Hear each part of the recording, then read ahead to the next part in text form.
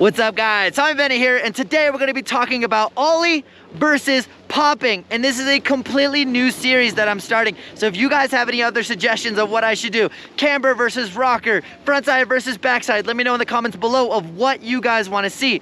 And in today's video, we're going to be talking about when you should use ollie and why, when you should use pop and why, and if you use the wrong tactic at the wrong time, trust me, it's not fun. So let's go ride.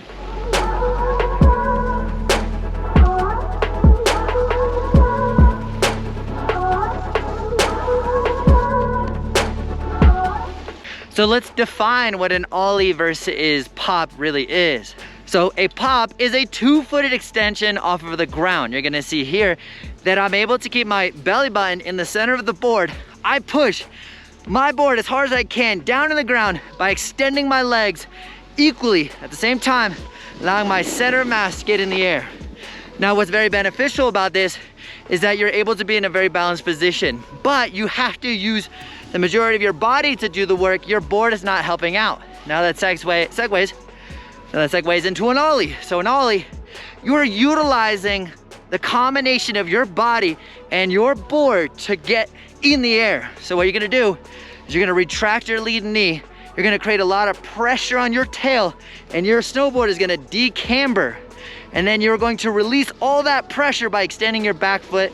Once you're in the air, you're bringing both of your legs up at the same time, getting a little bit extra oomph out of the snow.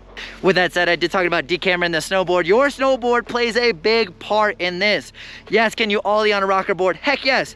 Can you ollie on a camber board? Heck yes. But you're gonna get different performances based on the shape of your snowboard. Rocker boards are gonna be traditionally a little bit more flexy, and you're gonna get less response because they're already decambered, so they don't have that tendency to come back and snap back. Where a camber board is shaped like this, you're decambering the snowboard and it wants to go back to shape, which is gonna give you a little bit more oomph in your ollie or your trick. So I personally ride a camber snowboard to get that extra performance out of the board. So we're gonna start on the flat ground. I'm gonna do a couple 180s and 360s, and I'm gonna do my best to show you the difference between pop and ollie. One of them is gonna create more performance, meaning I'm gonna get more separation from the snow, go bigger than the other one. I wanna see if you guys can see the difference, and then let's talk about it.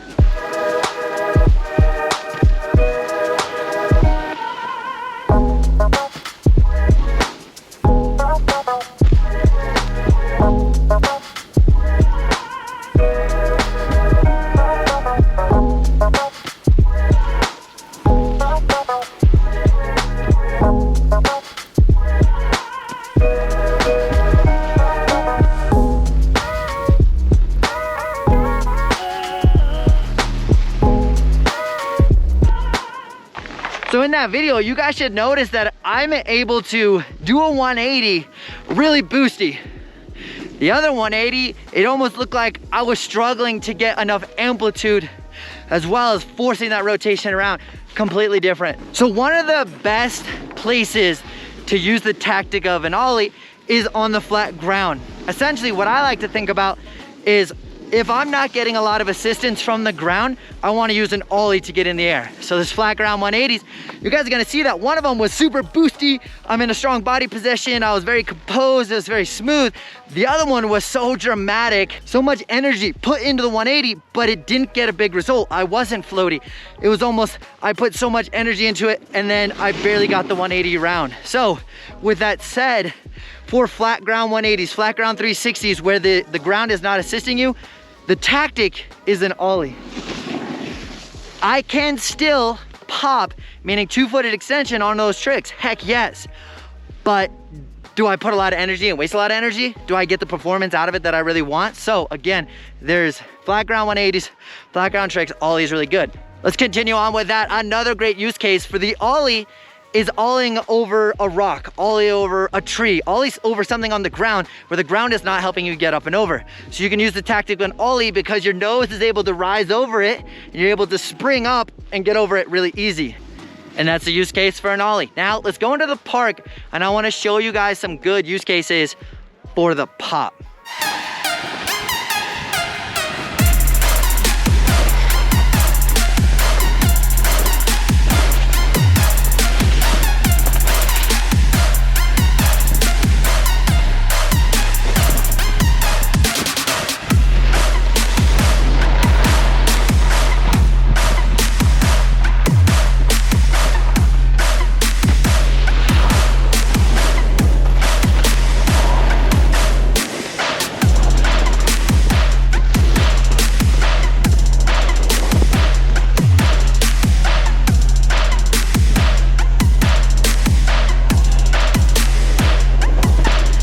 it comes to pop, you're gonna use that a lot in the terrain park, but at the same time, we're not limited to popping only in the terrain park. So we're gonna get into side hits in here in a little bit, but we're at Peace Park right now at Copper.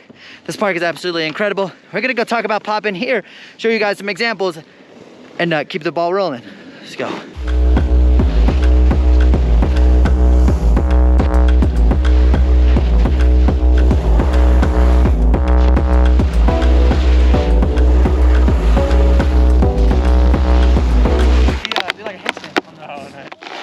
Well, actually, I was falling and I saved myself. Oh, no way?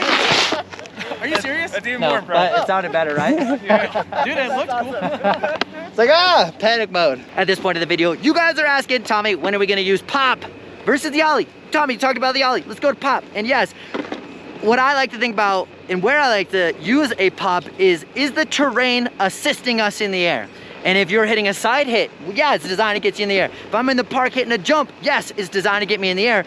And that science of the jump, which we're gonna get into in another video, but it's designed to go off and then naturally put you where you need to be. So as you go off of a jump, I highly recommend / suggest you do a 2-footed pop. Again, meaning your knees are extending at the same time, allowing you to get off the jump in a balanced position and land. Now let's say that you use the tactic of an ollie. What can happen is if this is our little jump, you're gonna apply so much pressure to your tail that you'll catapult forward and literally land on your head. I've seen it time and time again. Knocks you out, not a good time. I've done it myself. It's not sick. So make sure you're using a pop. Now, some of you guys may be asking, Tommy, you go really big. It seems like you pop really late. And what I like to do is I'm doing a 2-foot extension off of the lip, but I'm trying to time that as late as possible so that I'm leaving the jump and getting my center of mass as far out of the jump as possible. If I leave early, I'm cutting that jump a little bit. I am not ollieing, even though my tail is leaving last, I'm not ollieing because I'm not intentionally retracting my lead knee, decambering the snowboard, and letting that pressure explode. Does that make sense? If that's a little confusing, you guys want me to make a version 2.0 of this video, let me know in the comments below. So we're gonna give you a couple examples of jumps, a couple examples of side hits. Let's go.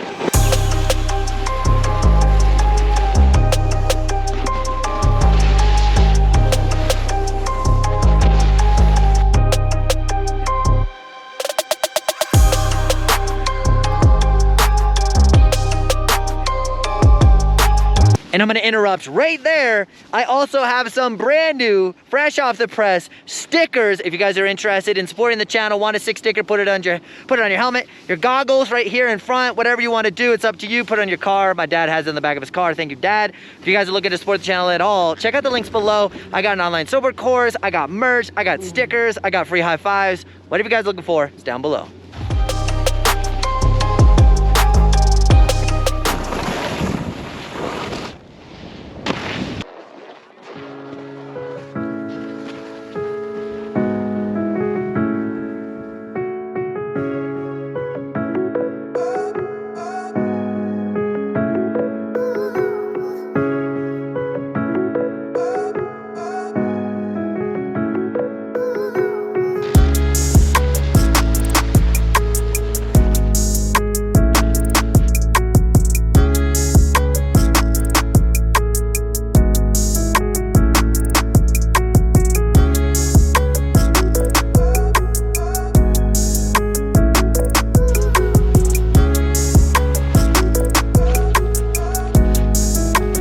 So right there are some examples of little moguls as well as a side hit. And again, the side hit, because I'm coming in fast, I'm getting a lot of force back from the ground, pushing on my snowboard and me, allowing me to get in the air and boost.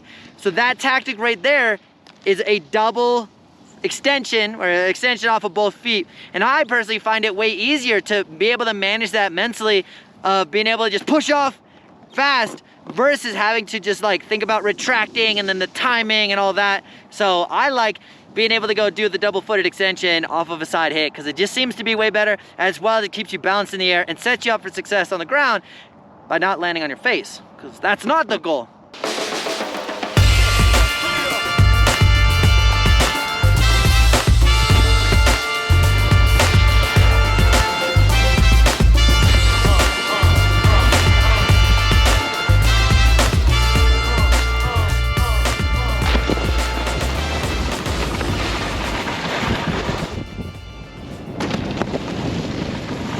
If you guys are confused or you're struggling with anything within this video, come join me at 7 o'clock every single Tuesday for a live Q&A. It's a great opportunity for you guys to hang out with me. I get to hang out with you. We get to ask a bunch of questions. Sometimes in those live Q&As, we do a clinic like waxing and tuning or managing fear or some kind of topic. So definitely join and come hang out. But on that note, guys, it's been absolutely incredible. Amazing to hang out with you. Nothing but love. We out.